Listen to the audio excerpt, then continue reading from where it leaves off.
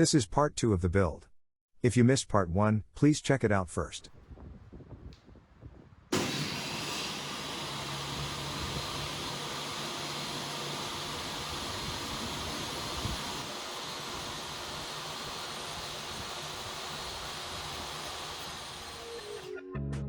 Ensuring the saw blade squareness is critical here.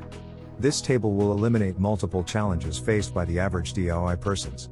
If all you want is to build some cabinets, or perhaps some storage boxes, using a newly purchased circular saw, or jigsaw, you should know what I mean.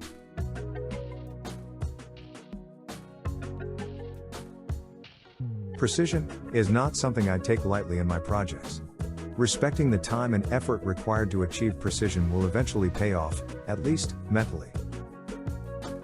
The project coming together, corner to corner, could be the only thing that one will ever ask for.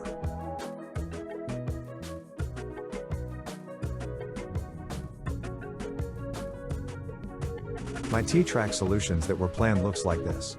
These T-tracks will hold a table saw fence, a router table fence, a miter gauge, hold down clamps, feather boards, etc. Depending on different projects, different tools will be used. This part of the build requires precision rulers. In fact, this project has probably utilized all the various precision rulers in my arsenal.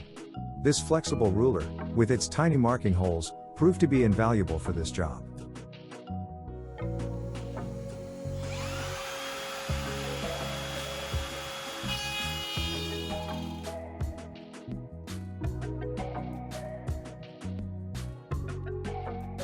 There are many ways to use the router in a straight line, but this way is definitely not the best way. I decided on using a track system instead, and it worked perfectly. The router is a handheld tool, some people call it a palm router, but I do not think handheld is sufficient for this tool.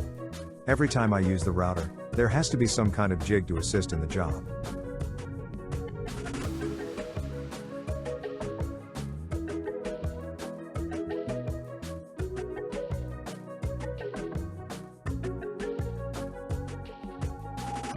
Getting to the exact depth of cut has been the main objective.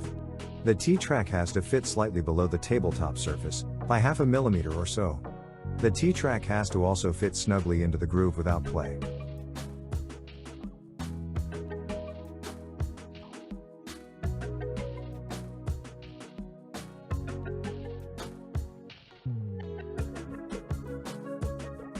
Over here you can see that I got creative on ways to fasten the track onto the table for stability.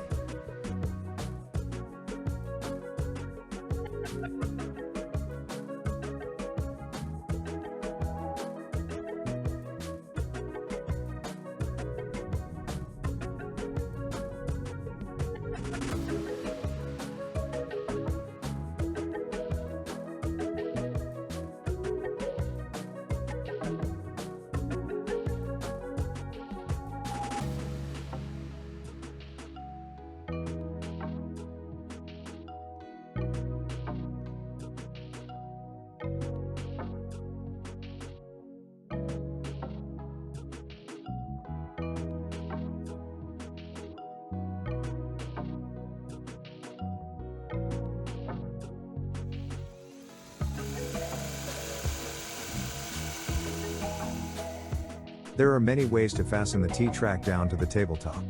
For my case, I used multiple methods to anchor the T-track down. Parts of it were locked into the table saw metal top, and other parts of it were locked into sliding T-nuts within the aluminum frame. Others were locked down beneath with washers and M4 nuts. Ultimately, MDF alone is not enough to hold. What I had to do is a secure solution.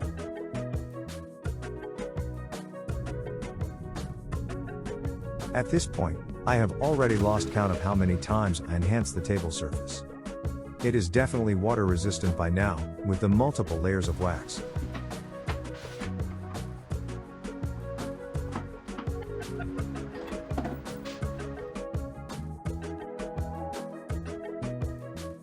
The router fence system comes with a dust port. That will take care of the dust above. In the later parts, I might have to build a downdraft dust collection system under the router lift.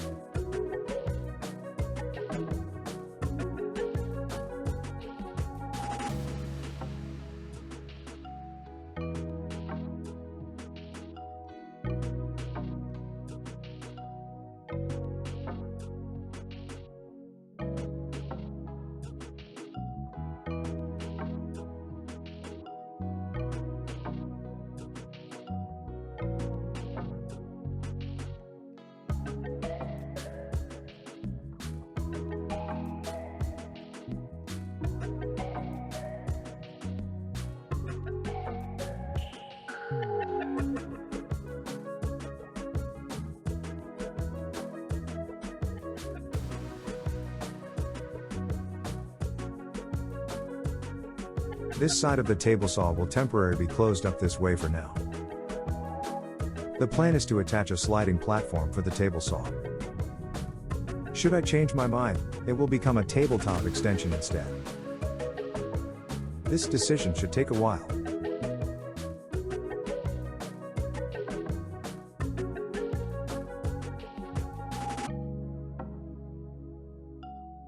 The table saw fence system is now ready to be mounted.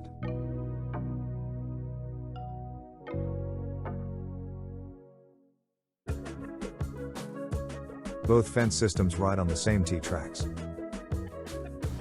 Both the T-tracks are perfectly parallel, therefore the fence rides smoothly. This has been the result of measurements precisely done on the grooves.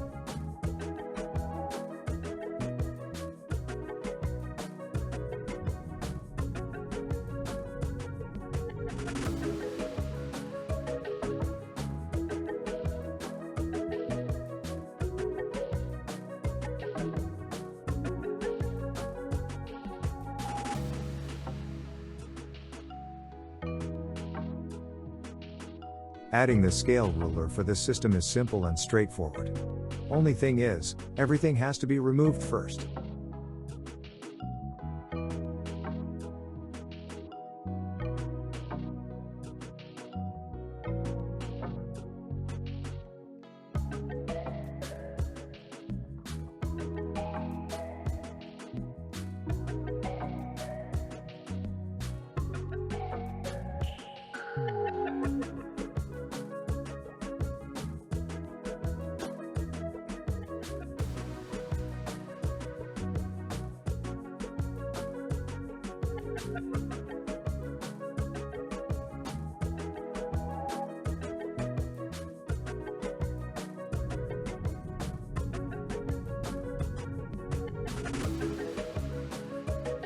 On the next part of this series, I will be adding bracings to shore up the weight of the router lift system. The zero clearance throat plate has to be done, and drawers have to be added. Follow my build for more.